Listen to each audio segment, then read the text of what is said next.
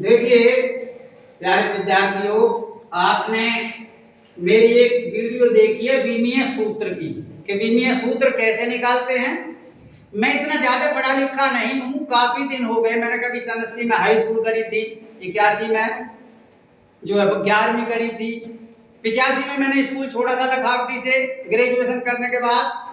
तो देखिए आप कह रहे हैं तो यदि मेरी इस वीडियो से किसी को कोई लाभ होता है तो आप जिसकी कहेंगे, जितना मैं जानता हूं उसकी मैं वीडियो डाल दूंगा, आप लाभ उठाइए।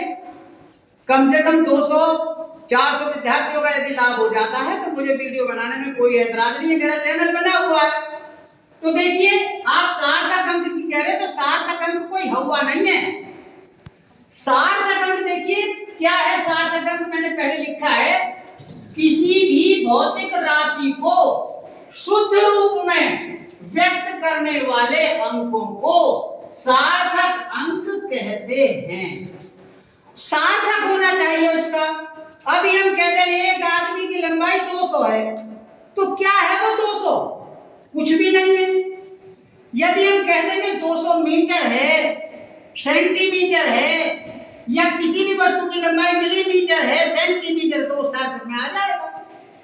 अब इनको व्यक्त करने के लिए, इनको पहचानने के लिए क्या है, मैंने ये नियम लिखे हैं आपके, देखिए पढ़ लीजिए। सबसे पहले सभी अशून्य अंक सार्थक अंक होते हैं। अब देखिए आपको मैं समझाता चलूं साथ के साथ। तो ये बोर्ड थोड़ा छोटा है, मेरे पास वो टिक टिक करने वाला नहीं है कि भाई बढ़ा दिया घटा दिया, कंप्यूटर नहीं है मेरे पास, छोटा बोर्ड है। तो मैं आपको साथ के साथ समझाना चलूं। अशून्य का मतलब है जिसमें शून्य नहीं है, वो कहता है अशून्य अंक सार्थक अंक होते हैं। तो जैसे 432, इसमें 3 सार्थक अंक होंगे, 1 2 3। 4327, 1 2 3 4, इसमें 4 अंक होंगे। और इसमें देखिए 348.35, तो इसको गिन लीजिए, 1 2 3 4 5, इसमें 5 सार्थक अंक होंगे। तो आपका ये पहला नियम हो जाता है सार्थक अंक का, सभी अशून्य अंक सार्थक अंक होते हैं। तो मैंने आपको समझा दिया, क्लियर कर दिया। अब सेकंड में देखिए लिखा है कि दो अशून्य अंकों के मध्य में आने वाले शून्यों को भी सार्थक अंक कहते हैं। यानी दो अशून्य अंकों के मध्य में जितने भी शून्य आएंगे वो भी सार्थक अंकों की गिनती में गिने जाते हैं। जैसे मैंने लिखा है 4002, तो ये ना 4 अशून्य है, ये 4 शून्य है ना, 2 शून्य है, अशून्य है। तो अशून्य अंकों के बीच में इनको भी गिन लीजिए। तो इसमें 1 2 3 4, इसमें सार्थक अंक 4 होंगे। ऐसे ही इसमें गिन लीजिएगा 37,005, तो 1 2 3 4 5, इसमें सार्थक अंक 5 होंगे। इसमें देखिएगा 1 2 3 4 5 6, तो इसमें सार्थक अंक 6 होंगे। तो ये आपका आ गया दो अशून्य अंकों के मध्य में जितने भी शून्य होंगे वो भी सार्थक अंक होंगे। अब नंबर 3 देखिए मैंने लिखा है, आपकी किताब में बहुत सारी बातें लिखी हुई है क्योंकि किताब है। अब यदि संख्या 1 से कम है तो दशमलव के दाहिने तथा अशून्य के बाएं वाले शून्य सार्थक अंक नहीं होते हैं। उनको नहीं देते संख्या जब 1 से कम होती है। जैसे अब देखिए 1 से कम में तो 0 आएगा, वो कहता है 0.0005। आपको मैं एक बात बता देता हूं कि दशमलव के बाद की जितनी भी संख्या हैं वो एक एक करके संख्या पढ़ी जाती है। ऐसा नहीं पढ़ते हैं कि दशमलव 00.5 पढ़ते, नहीं, एक एक करके पढ़ी जाएगी। दशमलव 0.00532 ऐसे पढ़ेंगे। तो देखिए ये संख्या 1 से कम है तो 0.0005। और वो कहता है कि यदि संख्या 1 से कम है तो दशमलव के दाहिने तथा अशून्य के बाएं वाले शून्य सार्थक अंक नहीं होते। ना तो ये दाहिने वाले होते हैं अशून्य के, ना बाएं वाले होते हैं। तो इसमें जो सार्थक अंक होगा बेटा वो केवल 1 होगा। ये बात ध्यान दे दीजिएगा। इसमें देखिएगा वो कहते हैं 0.00532। अब इसमें भी शून्य ये गिने नहीं जाएंगे, तो इसमें सार्थक अंक कितने होंगे? केवल 3 होंगे। तो ये आपकी समझ में आ जाना चाहिए सार्थक अंक। अब चौथे नंबर पर वो कहता है दशमलव बिंदु के अंतिम शून्य अंक के दाहिने तरफ के सभी शून्य सार्थक अंक कहलाते हैं। तो देखिए नंबर 4 में मैंने यहाँ लिखा है बेटा 0.0500।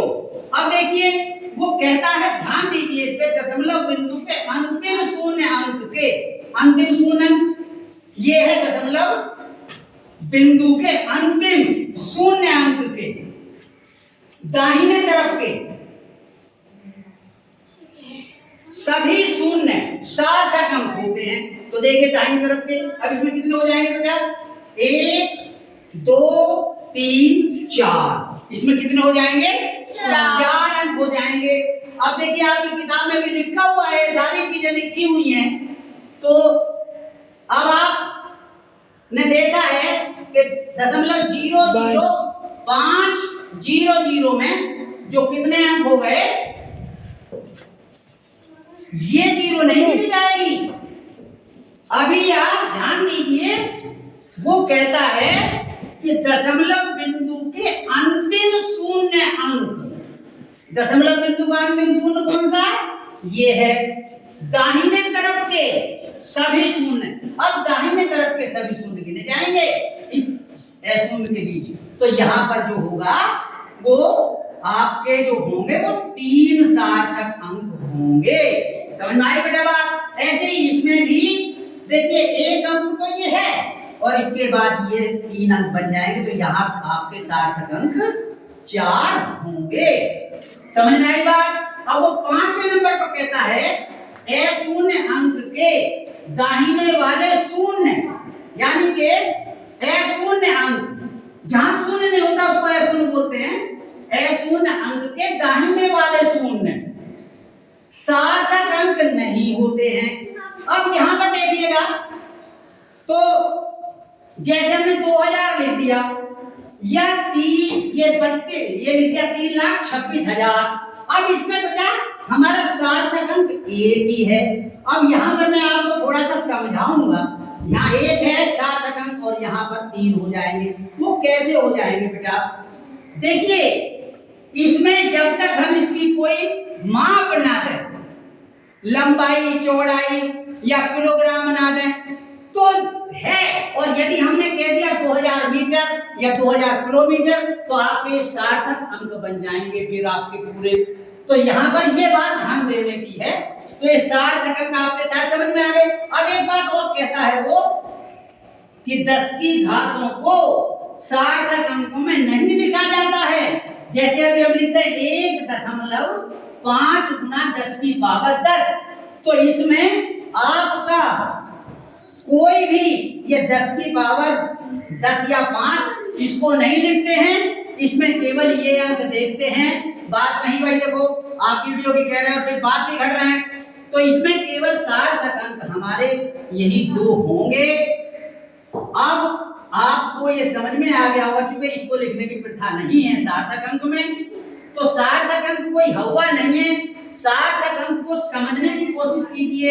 अब इसमें एक बात और आती है कि यदि हम दशमलव बदल दें किसी संख्या में, तो दशमलव में कोई अंतर नहीं पड़ता है। देखिए बहुत छोटा पड़ गया, मान लिया आपकी संख्या ये है 32 या 323.4, तो इसमें भी साथ 1 2 3 4 5 होंगे।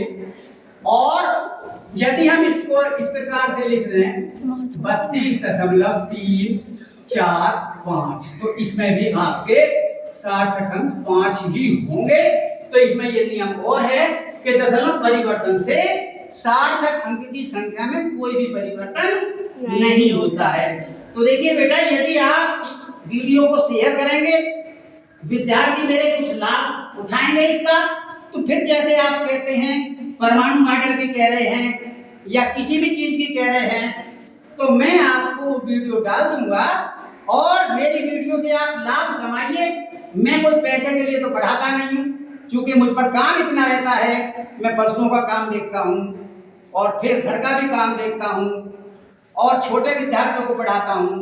यदि आपको कुछ लाभ मिले तो आप मुझे बताना, मेरी वीडियो अच्छी लगे शेयर करना, और 200-400 बालक यदि देख करके इस वीडियो से लाभ कमाते हैं तो मैं आपके कथनानुसार और वीडियो बना दूंगा। अब मैं इस वीडियो को यहीं समाप्त करता हूँ। वीडियो पसंद आए लाइक करना, कमेंट्स करना, कोई बात समझ में नहीं आती कमेंट्स में बताना, मैं आपको बता दूंगा। इसी के साथ जय हिंद जय